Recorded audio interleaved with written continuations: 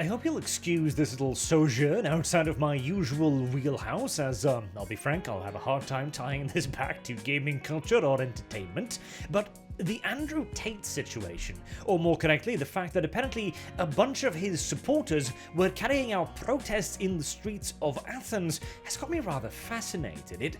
It had me thinking that what society today really needs is some way to legitimize and make socially acceptable again bad behavior before it becomes very bad behavior, really bad behavior, because not all bad behavior is actually bad, of course. This is something that we used to understand and used to know. The old phrase, boys will be boys, now a lambasted saying of toxic masculinity, used to be a catch-all term for the kind of things that young men would engage in. Things like play fighting, or engaging in stupid competitions like holding their breath underwater, or running through the woods, or shit like that, you know?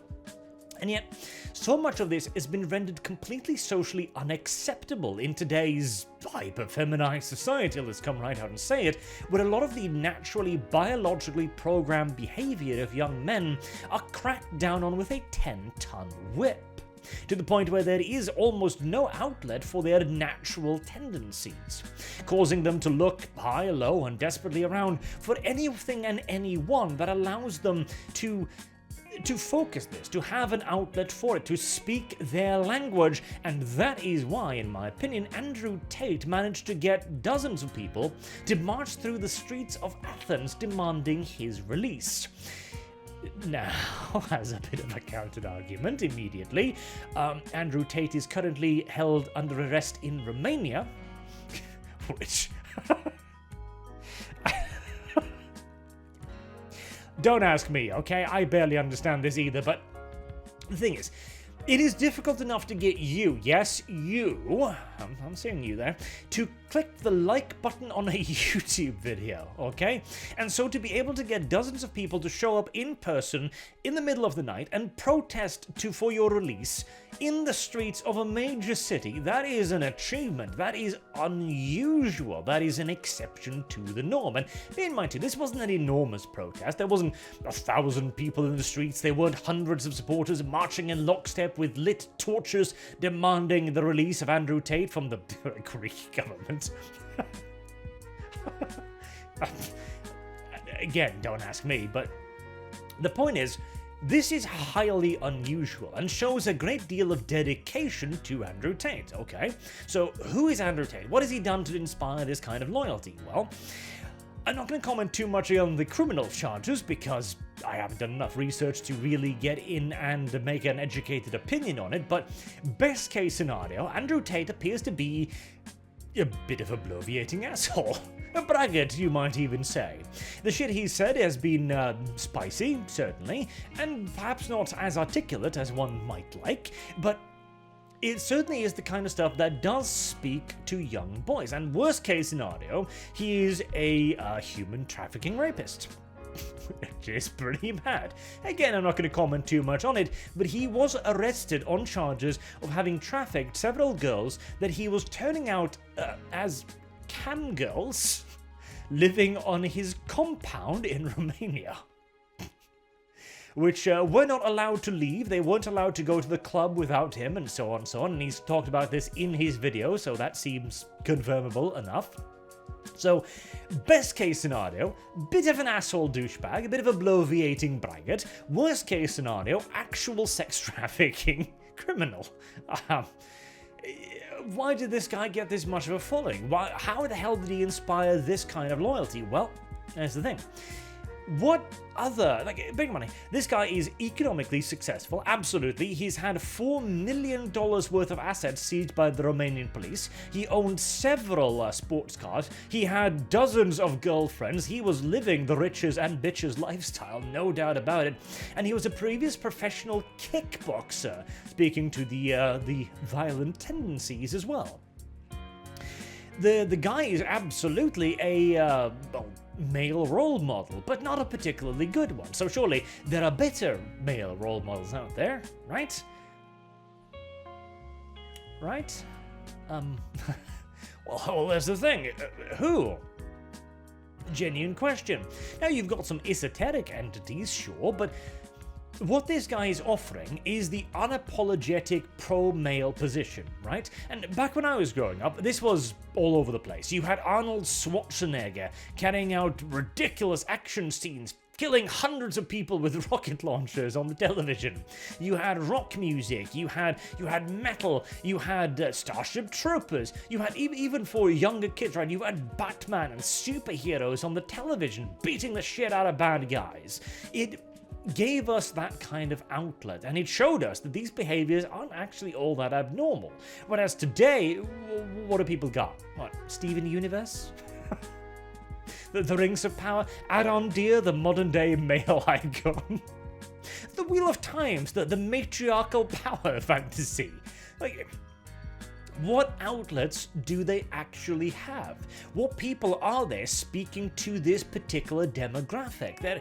There are very few, if any. And hell, even the philosophers of the right wing, right? You've got people who are basically saying, oh, don't watch porn, that's bad for you. Don't do anything to excess. You gotta work out all the time. Jesus is watching. Like, these aren't gonna attract the rebellious young kids either. And even if we assume, so they will go to whatever person will offer it, right? Even if we assume that Andrew Tate has done everything wrong, he's a terrible human being, okay, but if he's the only product on the market, well, they're gonna go where the supply is, unsurprisingly so. And this is society's problem at this point. In a more functional society, this guy would, in my opinion, probably be viewed as the pickup artist of old. They would have an audience, absolutely. They would have a following, a few of them at least, some of them even sizable ones. But they would be viewed as a bit weird, pickup artist. What? Excuse me? But since there are no other options, and any and all outlets have been cracked down upon already to the point of near non-existence, all of the other alternatives have already been cancelled and or banned, in fact the pickup artists have too, as has Andrew Tate, mind you, well, you don't have a whole lot of alternatives.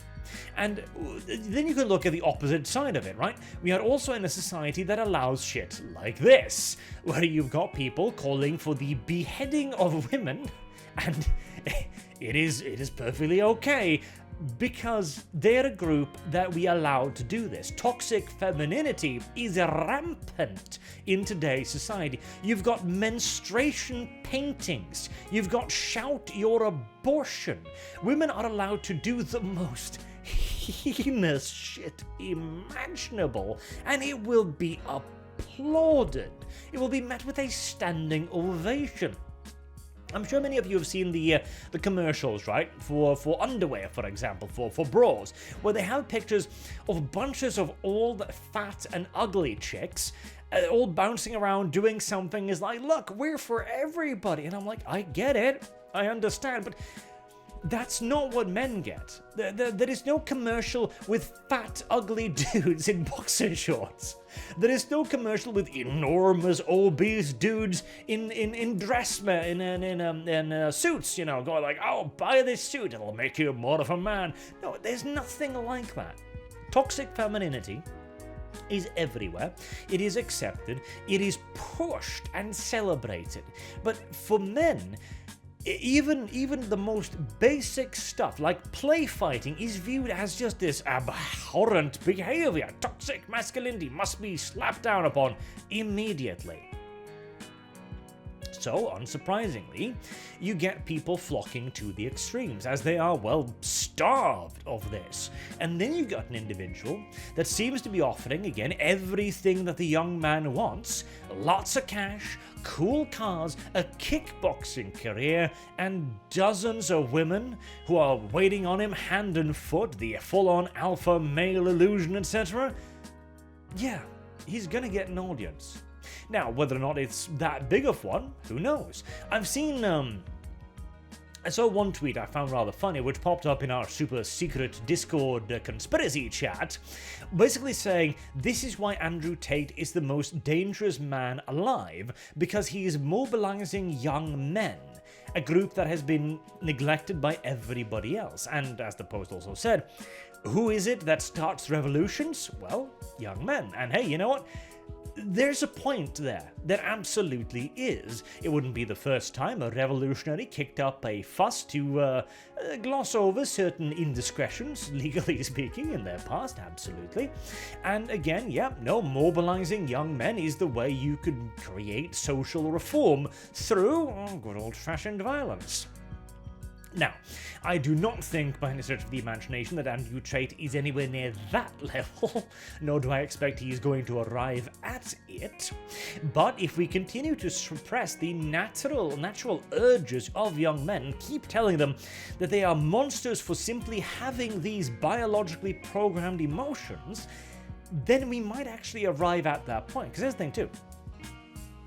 The true danger, as I've said years ago, isn't Andrew Tate. It isn't Richard Spencer. It isn't people like these. These are easy to see through facades. Like Andrew Spencer got completely cancelled because his mad-ass rant leaked, of course. He's basically now a non-entity.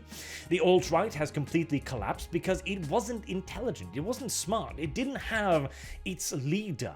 But imagine for a second, if somebody comes around like, well, straight up, the Hitler kind of character. The person with complete ideological conviction that also has the gift of charisma, the ability to speak, the ability to rile up the crowd, the ability to mobilize people. Imagine if that person came around, and he's a 1 in a million character as well. You can say a lot of mean things about Hitler, but he was a talented individual in what he chose to do.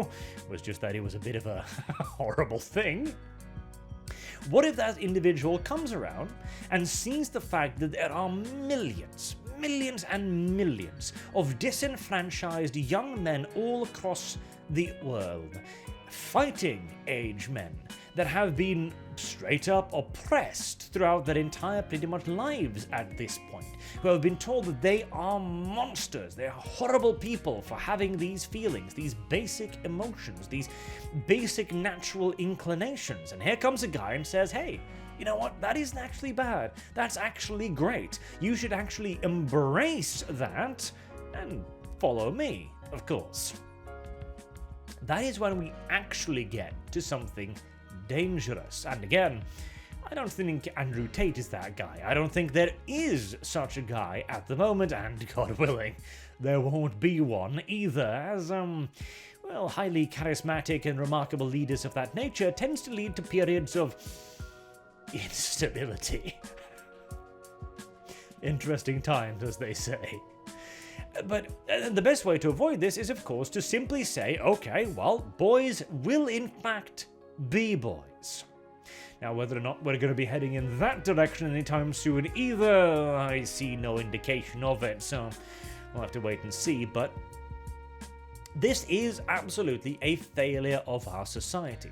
We have not been able to embrace the lesser evil, and so now we are beginning to see the shadow of the greater evil. Because again, a basic outlet of, say, a kickboxing gym, for example, for young boys is not a negative outlet at all. In fact, it can be a highly positive one.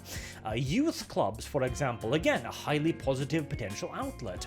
Teaching young people about fornication, etc. Again, a positive thing, as, well, teenagers are horny animals. Straight up. And telling them to simply just not, it's a difficult ask, as it turns out, and so making sure that they're properly informed is a better way out, giving them information, allowing for outlets via other things as well, because if they're tired out of their minds after youth camp training, they're going to be less horny and so on. The point is, bad behavior, again, is not necessarily negative or harmful behavior so long as it is allowed an outlet for it.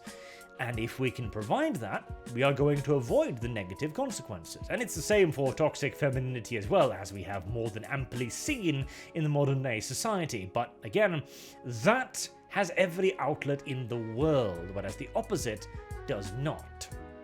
I'd love to hear what you think about this down in the comment section below, by the way, because this is, one of my more philosophical moments that I've been kind of sitting on for a little while now. I have a sneaking suspicion V's already done one of these, though, because we did talk about it in the communal chat, V, you thieving little bastard. No, I'm kidding. I love the dude. And he actually gave me a bit of inspiration for this too. So if anybody's stealing here, it's me, honestly. But do let me know what you think in the comment section down below, and I'll see you all again soon. Till then, have a good day.